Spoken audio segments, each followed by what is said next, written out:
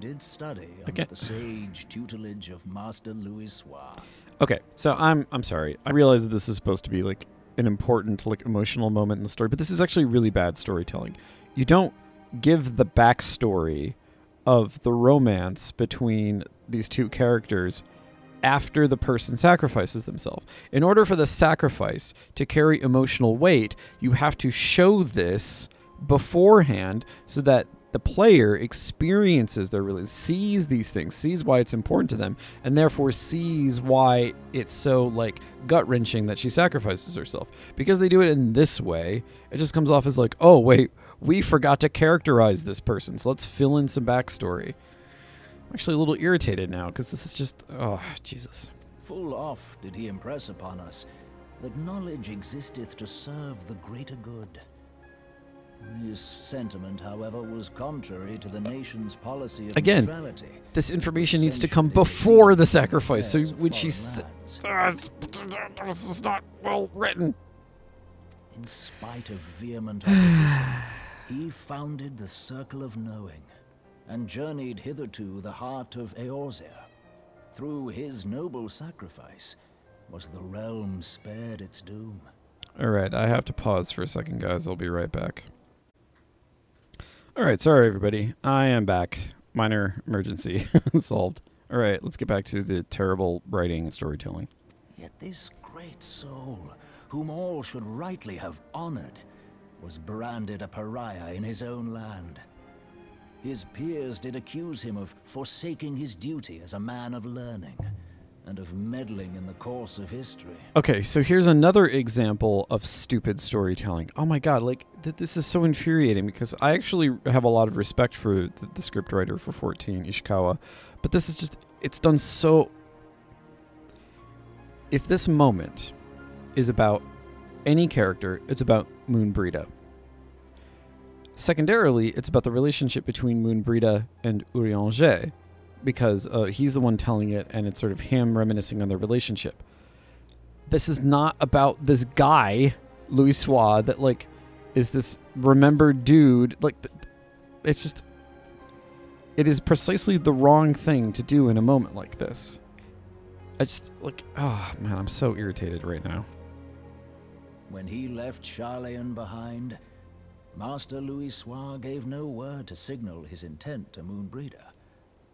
Close as they were, as master and disciple, she was deeply wounded by the sudden exclusion from his confidence. Above all, however, she was confused. Try as she might, she could ill comprehend her master's motive. The slanders that were heaped upon him after his passing served only to inflame the turmoil within her. Okay, so at least it's been brought back to... I want to analyze this as we're going through it, because there's some obnoxious things going on here, and I've already pointed out some of them. So they did actually finally bring it back to Moonbrita. However, they're still centering Louis Soir as sort of like the crux of all things having to do with her. Like, he is still centered in all of this. And again, this is the wrong time to be telling this part of the story. For years upon end, she knew not what to believe.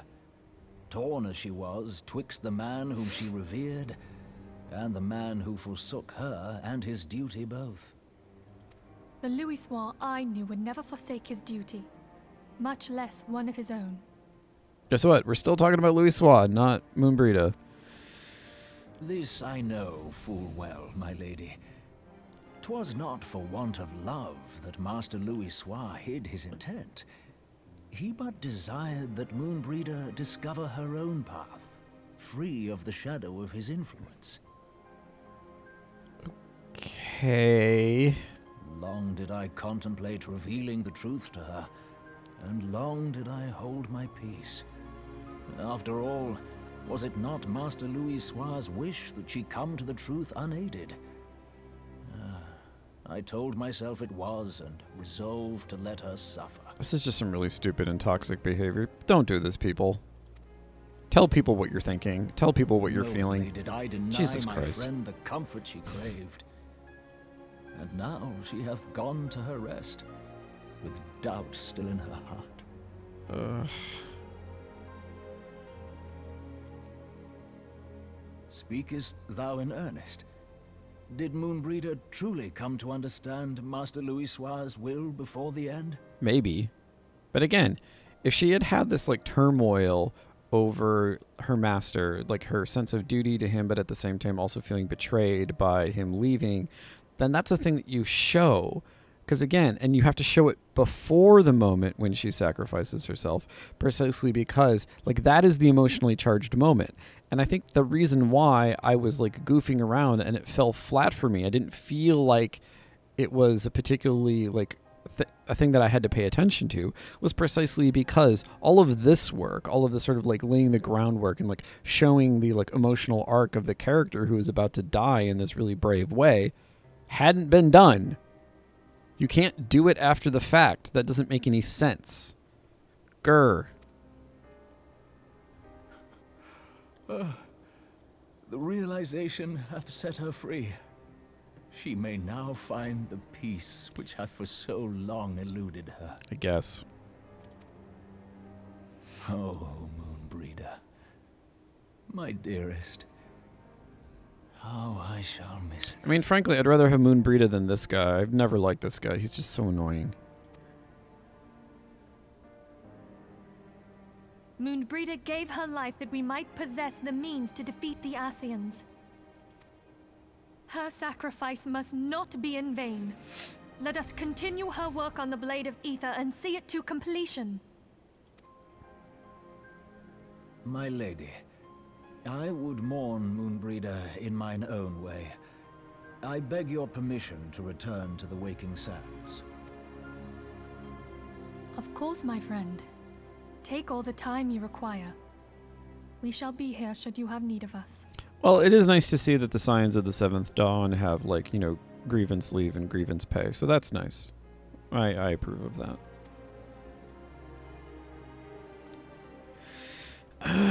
Yeah, this whole arc. Like, I should have cared about Moonbreeder. I should have. And if this had been sort of structured well, if the sort of the, if everything had been in the right place and sort of like the correct like emotional notes had been placed like in the right order, in the correct juxtaposition, then that moment when she realizes that like there was a good way to do this. The good way to I'm fixing to vituperate. So there is actually a good way to do this.